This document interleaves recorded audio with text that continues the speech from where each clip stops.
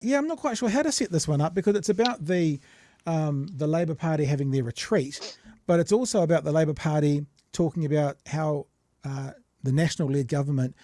I wonder how much that irks them, that we're always calling about the national-led government, especially with the negative stuff, because the other guys, the minor parties, kind of get away with not having their names mentioned as much. The national-led government are being accused of all this usage of urgency as something that's getting around democracy. Now, yeah, it's a viable part of the democratic process. They're allowed to use it. Comparing someone to Putin and or Trump, don't know if I'm going to go there, but maybe if we take a step back and think of the conversation behind that, which is the desperation for the use of urgency and what it actually means to the process of governing this country, that's a pretty good conversation. Although, Jeremy, once we get through this conversation, if you want to say that they're just like Trump and Putin, then that's fine. I won't fight you on that. Let's have a look. Chris Hipkins has doubled down on his claim the government is acting like a dictatorship. The Labour leader took his troops on a soul-searching field trip today where one MP even momentarily likened the coalition to Russia. I like that it's a field trip. It sounds like a school going to a bakery or something. It really does, doesn't it? In line. Have you got everyone have a buddy? You got a buddy? Who's your buddy? Who's your buddy? Okay. On the bus now. Russia's regime. Jamie Insall reports. Limping into opposition after a crushing election defeat. Labour MPs turning up to their Martinborough caucus retreat today with more questions than answers. How we can stay together as a team, how we can rebuild. We're going to be the government again at some point. When do you think you'll be government again? Oh, I don't know. Terrible. Not exactly a vote of confidence that the stay in opposition will be short. I think some people got confused around those values and we need to go back to those roots. The Labour Party's values have been consistent throughout our history and, they don't change from election to election. Leaders often do, though. No concerns being expressed about Chris Hipkins' leadership. I'll still be the leader of the Labour Party long after Christopher Luxon's been rolled as the leader of the National Party. And he's already in training for the next election. Didn't see any of you out running at 6:30 this morning.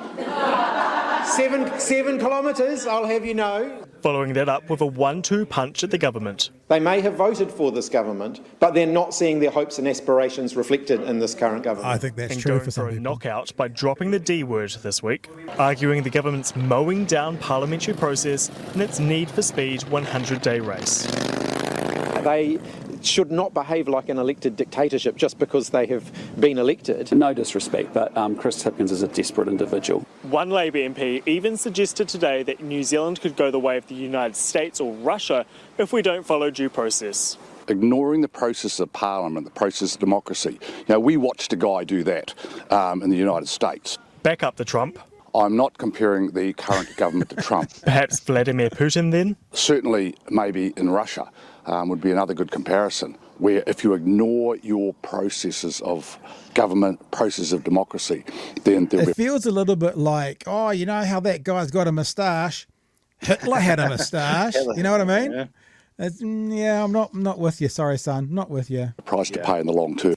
And cue the backpedal. I'm not saying New Zealand's coming like Russia or the United States, and I'd be disappointed if any media said that I'd said that. What an irrelevant comment. What we're doing very clearly is we're moving with pace to get things done for New Zealanders. Labour hoping its relevance to the voting public doesn't slip the way of Greg O'Connor's turn of phrase. Jamie Insall, News Hub. So, Jeremy, me and Chewy kind of chewed on this quite a bit last night about the use of urgency and what the government's doing. You're kind of jumping in for tonight. Why don't you have a crack? We'll throw you the ball, and if you've got some thoughts around what's going on, there's the use of urgency and there's all the policies that are getting passed that weren't like smoke free, that weren't signalled, and all the stuff they said they would do, like taxing international house sales so they could have that money for the budgetary stuff they've got.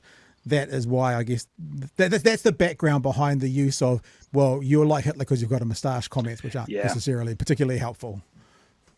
Yeah, the urgency. One of the things that worried me early on about the urgency was how quickly they were actually manipulating the headline very well. They would throw something like, the smoke-free thing stopped everything else in its track. Here internationally, that was the headline. I would not be surprised in the slightest if they backtrack on that.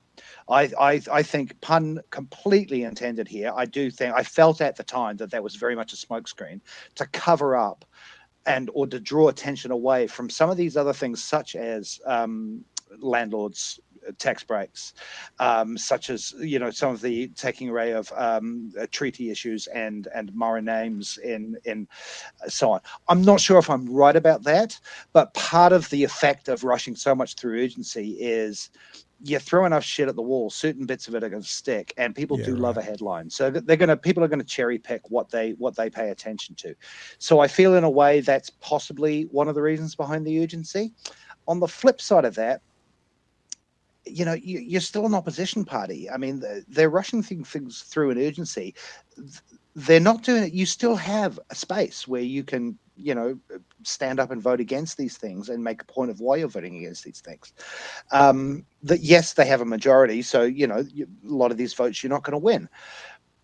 But the onus is now on you as an opposition party to make noise about. It's not helpful to just start making comparisons. And I agree. I don't think Greg O'Connor really was doing that, but to make the comparisons to Trump or Putin or whatever, or even to a dictatorship. Your job now as an opposition is to find the important things from this urgency, this rush to urgency and through urgency. Find the ones that are really going to affect us, and I think that's starting to happen a bit more. I think people they're not sliding as much stuff under the backhanding enough stuff through urgency that we're missing things like the tax breaks for landlords, which is a huge one, I think, for example. Yeah, and look, I think that, as we've been saying through this week, urgency is the kind of thing that you use for, a mosque shooting or a cyclone through Auckland or or an earthquake in Christchurch. It's not the kind of thing you use because you promised your supporters you'd have 49 things done in 100 days. And then we find out last night that they could be in breach of some international obligations because they haven't done due diligence on them. Yeah, it was interesting that, you could understand maybe a little bit of a couple of things they passed in urgency before the new year, before the Christmas holiday, because, it took them so bloody long to actually form a government, that, it was sort of understandable that they wanted to get something done in 2023. But Parliament's sitting now. We're not on a clock here. We're not facing, like you say, we're not facing a national emergency. We're not facing a thing that needs to be urgently fixed in response to something where you're just trying to get as much stuff done.